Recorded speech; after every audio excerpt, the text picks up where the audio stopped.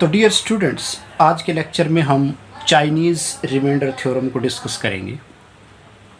Chinese reminder theorems जो है वो किस लिए यूज़ होती है?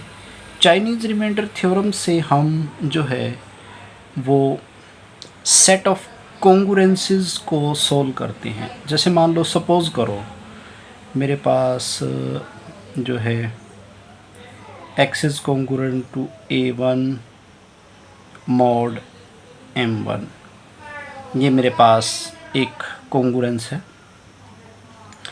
x is congruent to a2 mod m2, ये मेरे पास जो है वो सेकंड कॉन्ग्रुएंस है।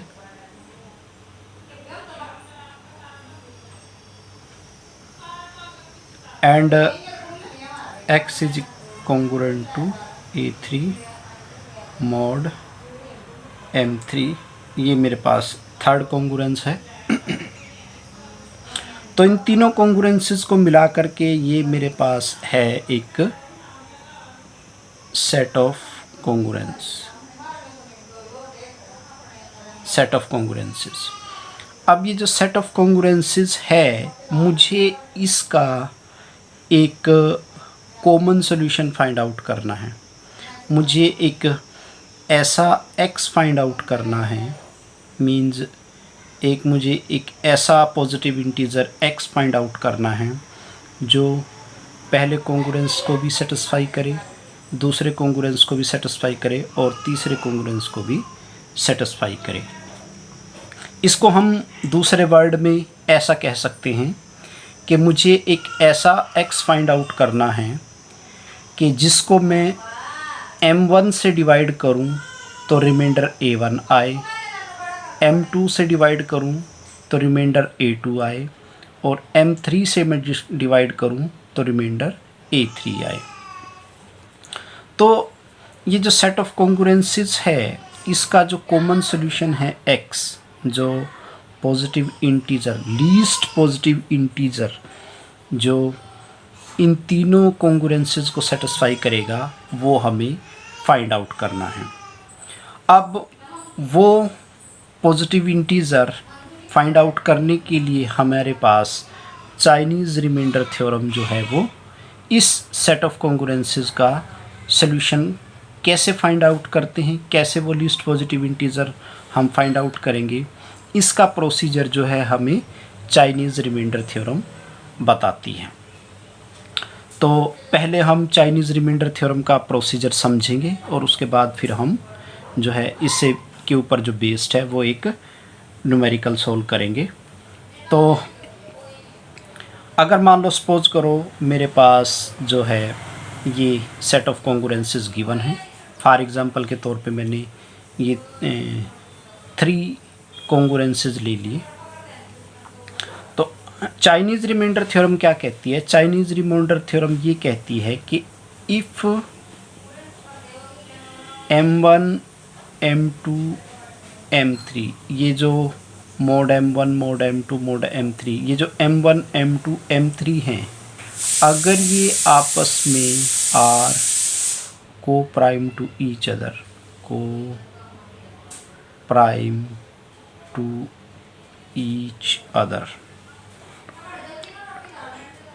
सबसे पहले चाइनीज़ रिमाइंडर थ्योरम की कंडीशन क्या है कि ये जो है ये आपस में को प्राइम होनी चाहिए, यानी कि m1 की और m2 की GCD 1 हो, इन दोनों में कुछ भी कॉमन ना हो।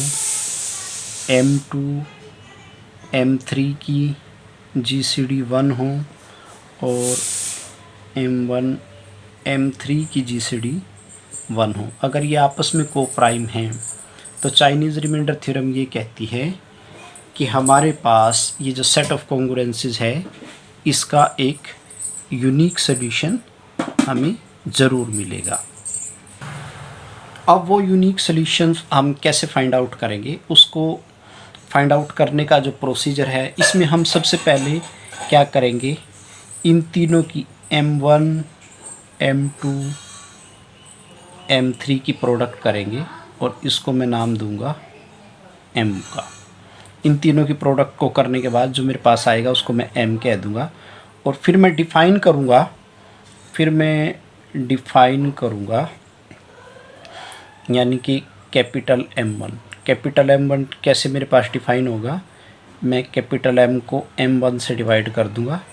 मीन्स इस प्रोडक्ट में से M1 को बाहर कर दो तो M2 और M3 की प्रोडक्ट को M1 मान लो। कैपिटल M2 जो है वो कैपिटल M को M2 से डिवाइड करो, मीन्स M2 को बाहर कर दो और M1 की और M3 की प्रोडक्ट को M2 कह दो, कैपिटल M2। और कैपिटल M3 डिफाइन कर लो, capital M over M3, means इस प्रोडक्ट में से M3 को बाहर रखो और M1 और M2 की प्रोडक्ट को कैपिटल M2 कह दो। तो ये चीज़ हम अपनी तरफ से डिफ़ाइन करेंगे, इसमें अपनी तरफ से बनाएंगे। फिर उसके बाद हम जो है वो कंसिडर करेंगे, हम अपनी तरफ से कंसिडर करेंगे नए कॉन्ग्रुएंसेस। कौन से? Capital M1 x is congruent to 1 mod M1। एक ये कॉन्ग्रुएंस कंसिडर करेंगे, capital M1 x is congruent to 1 mod M1। दूसरा हम कंसिडर करेंगे M2 x congruent to 1 mod M2। और तीसरा हम कंसिडर करेंगे capital M3 x congruent to 1 mod M3। जब मैं इन नए कॉन्ग्रुएंसेस को डिफ़ाइन कर लूँगा तो मैं पहले कॉन्ग्रुएंस का सोल्यूशन फाइंड आउट करूँगा। तो पहले कॉन्ग्रुएंस का जो सोल्यूशन आएगा उसको मैं सपोज़ करो x1 मान लूँगा। इसी तरह से मैं दूसरा जो कॉन्ग्रुएंस है उसका सोल्यूशन फाइंड आउट करूँगा और उसके सॉल्यूशंस को मैं जो है वो x2 मान लूँगा। और इसी तरह से मैं तीसरे कॉन्ग्रुएंस को सोल्व करूँगा और उसके सॉल्यूशंस को मैं x3 मान लूँगा।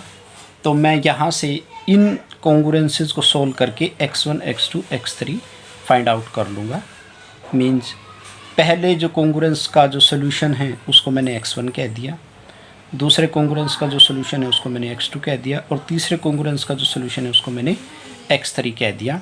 तो यहाँ से मेरे पास जो है वो x1, x2, x3 find out हो गए। अब इसके बाद मैं जो है वो एक कैपिटल X बनाऊँगा, वो मेरे पास होगा कैपिटल M1 x1 A1। ये A1 हमारे पास क्या है? A1 हमारे पास जो ऑलरेडी कॉन्ग्रुएंसेस गिवन थे उसमें ये A1 था। तो plus M2 x2 A2 plus M3 x3 A3। तो ये जो कैपिटल X मेरे पास आया है, बनाया है मैंने, ये मेरे पास जो है वो सॉल्यूशन है, solution of set of given congruences. तो मेरे पास ये जो गिवन सेट ऑफ कॉन्ग्रुएंसेस था, इसका जो कॉमन सॉल्यूशन है वो मेरे पास जो है वो कैपिटल X होगा।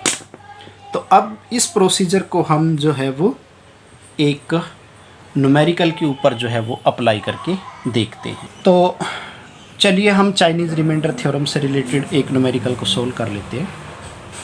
ठीक है, मेरे पास x is congruent to 5 mod 7, x is congruent to 7 mod 11 और x is congruent to 3 mod 13 है। मान लो ये मेरे पास सेट ऑफ कॉन्ग्रुएंसेस है और मुझे इसका जो है वो कॉमन सॉल्यूशन फाइंड आउट करना है। तो इस सेट ऑफ कॉन्ग्रुएंसेस को सोल्व करने के लिए मैं चाइनीज़ रिमाइंडर थ्योरम्स का जो है वो कैसे यूज़ करता हूँ। सबसे पहले तो मैंने देख लिया ये M1 है, ये M2 है, ये M3 है। तो मैंने देखा कि 7, 11 और 13 ये आपस में को प्राइम है।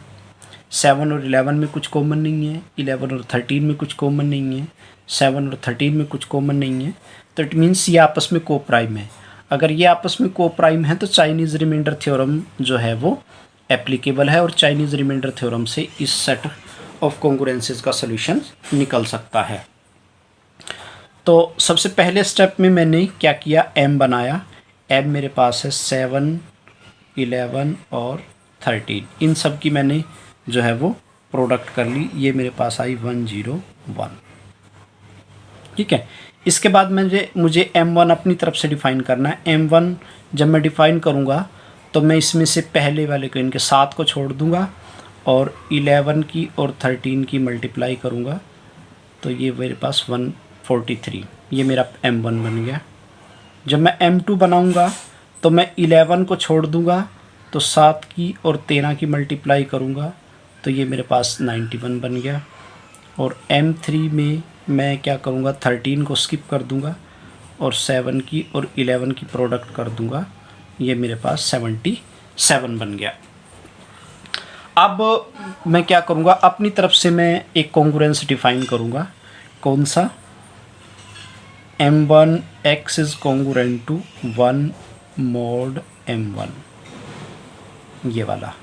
तो m1 तो मेरे पास है 143 x is congruent to 1 mod 7। अब इसका हम सोल्यूशन पहले फाइंड आउट कर लेते हैं। ठीक है, या दूसरा मैं डिफ़ाइन करूँगा m2 मेरे पास है 91 x is congruent to 1 mod small m2 है मेरे पास 11। और तीसरा मेरे पास बनेगा 77 x is congruent to 1 mod 13। अब मैं इसका सोल्यूशन फाइंड आउट करूँगा, इसका सोल्यूशन फाइंड आउट करूँगा और इसका सोल्यूशन फाइंड आउट करूँगा। तो मैं सबसे पहले इसको सोल्व करता हूँ। 143 यानी कि 143 x is congruent to 1 mod 7। ठीक है, अब देखो, अब इसको सोल्व करने के लिए हम क्या करें, जैसे मैंने देखा कि 143 को अगर मैं 2 से मल्टीप्लाई करूं तो ये मेरे पास आता है 286। ठीक है, और 286 को अगर मैं 7 से डिवाइड करके देखूं तो 7 चौके 28, 0 और यहाँ पे 6, यानी कि एक ऐड होना चाहिए था। तो मैं यहाँ पे लिख सकता हूँ 7 का मल्टीपल 287 mod 7, और ये 0 इज़ कॉन्ग्रुएंट टू 287, क्योंकि देखो अब मैं इन दोनों को आपस में घटा लूँगा।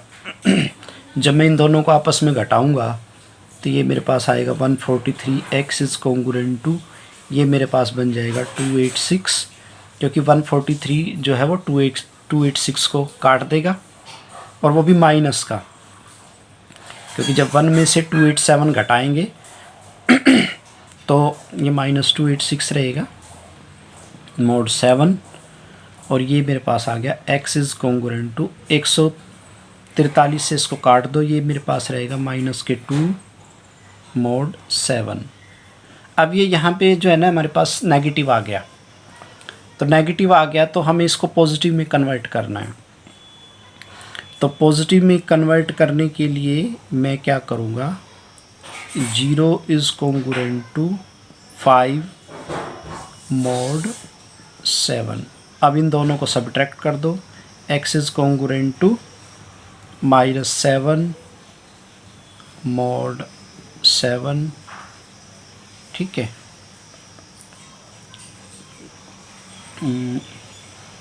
This is x is congruent to -1 mod 7। ठीक है, तो यहाँ से मैंने ये देखा कि -2 में मैं ऐसा कौन सा पॉजिटिव इंटीज़र, कौन सा सबसे छोटा पॉजिटिव इंटीज़र ऐड करूँ या सब्ट्रैक्ट करूँ जिससे मेरे पास जो है वो रिमाइंडर 0 आए। x यहाँ पे रिमाइंडर 0 आ गया, सॉरी। ठीक है, तो मैंने क्या किया, इसमें ये जो 5 था पॉजिटिव इंटीजर, ये मैंने इसमें से सब्ट्रैक्ट किया, तो मेरे पास जो है वो रिमाइंडर 0 आ गया। तो इसका मतलब है हमारे पास जो -2 है वो +5 के कॉन्ग्रुएंट है। तो यानी कि इसका जो सोल्यूशन मेरे पास आया वो ये आया, x is congruent to 5 mod 7। पहले वाले जो कॉन्ग्रुएंस का जो सोल्यूशन आ गया वो आ गया 5। तो इसको मैं x1 कह देता हूँ। x1 तो मेरे पास मिल गया 5। ठीक है, अब मैं दूसरे को सोल्व करता हूँ। सेकंड मेरे पास है 91x is congruent to 1 mod 11। ठीक है, अब इसको देखो। अब यहाँ पे मैं क्या करता हूँ, यहाँ पर 0 इज़ कॉन्ग्रुएंट टू 11 का मल्टीपल है 66 mod 11। ठीक है, इन दोनों को आपस में जो है वो सब्ट्रैक्ट कर लो। तो ये आ गया 91x is congruent to minus के 65 mod 11। 13 से काट देंगे हम दोनों को, क्योंकि यहाँ पे 13 से ये दोनों कट जाएंगे। इसीलिए मैंने यहाँ पे जो है वो 66 किया, ताकि 66 में से 1 जाए तो 65 रह जाए, और 91 और ये 65 ये दोनों आपस में जो है वो कट जाएं। तो ये 13 से काट दिया, तो 13 7 91 इज़ कॉन्ग्रुएंट टू 13 5 65 माइनस के 5 mod 11। इसको मैंने थोड़ा सा पहले सिंपल वे में कर लिया। ठीक है, अब देखो, अब मैं क्या करता हूँ। अब मैंने क्या किया, 11 का जो मल्टीपल है वो है 33, 0 इज़ कॉन्ग्रुएंट टू mod 11। अब अगर मैं यहाँ से 33 और 5 को ऐड करूँगा तो ये मेरे पास रहेगा 28। ठीक है, तो this is 7x is congruent to 28 mod 11, और यहाँ से मेरे पास x आ गया, x is congruent to 4 mod 11। Mean मेरे पास जो है वो पॉजिटिव इंटीजर आ गया, तो ये मेरे पास x2 बन गया 4।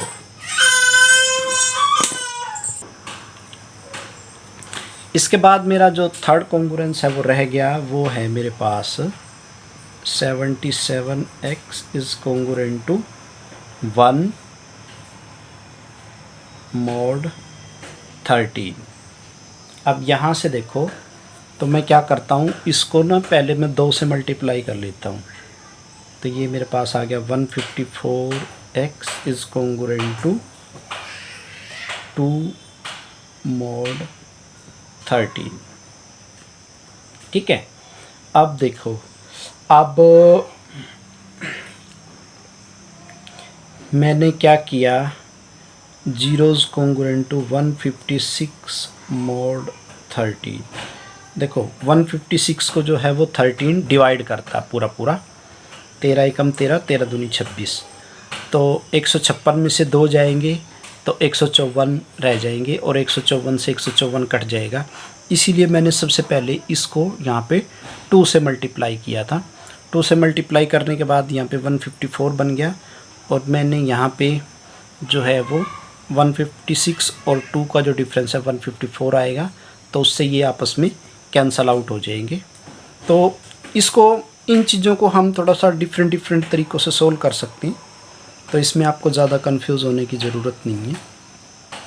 तो अब देखो 154 इज़ कॉन्ग्रुएंट टू, इन दोनों को मैं सब्ट्रैक्ट करूँगा तो 154 mod 13, ये कट के मेरे पास आ गया x is congruent to -1 mod 13।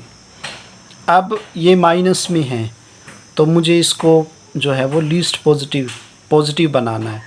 तो इसके लिए मुझे क्या करना पड़ेगा, इसमें से 12 को सब्ट्रैक्ट करना पड़ेगा। तो x is congruent to 12 mod 13। तो यहाँ से मेरे पास जो है वो x3 आपके पास आ गया 12। ठीक है, अब मैं कैपिटल X बना लेता हूँ। चाइनीज़ रिमाइंडर थ्योरम के अकॉर्डिंग जो सोल्यूशन है वो मेरे पास क्या होता है, M1 X1 A1, M2 X2 A2 और M3 A3 X3। M1 तो मेरे पास है, M1 तो मेरे पास है भाई 143। तो 143 इसको मैं इधर करता हूँ थोड़ा सा तो 143 इंटू X1 मेरे पास आया हुआ है X1 मेरे पास आया हुआ है 5 और M1 मेरे पास है, स्मॉल M1 मेरे पास है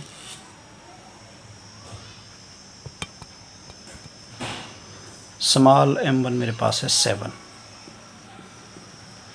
ठीक है, ओ सॉरी A1 मेरे पास है 5, A1 मेरे पास है 5, तो ये 5 आ गया यहाँ पे, प्लस M2 मेरे पास कितना बना हुआ है, M2 मेरे पास है 91 और X2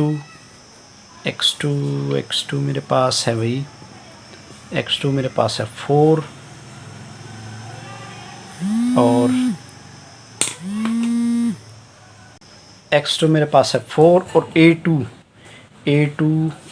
मेरे पास है 7, A2 मेरे पास है 7 प्लस M3 मेरे पास है कितना भाई 77, M3 मेरे पास है 77, X3 मेरे पास आया है 12 और A3 मेरे पास है 3। तो जब मैं इन सब को मल्टीप्लाई करके कर दूंगा तो ये मेरे पास आएगा 8895। अब ये जो X आ गया मेरे पास 8895, ये मेरे पास जो है M से बड़ा है, M मेरे पास है 1001, M मेरे पास जो था वो था 1001। तो मैं 8895 को 1001 से डिवाइड करूँगा तो 8 पॉइंट यहाँ पे जो रिमाइंडर आएगा मेरे पास वो आएगा 886 पॉइंट समथिंग। ठीक है, तो यानी कि जिसको मैं अप्रोक्सीमेट लिख सकता हूँ 887।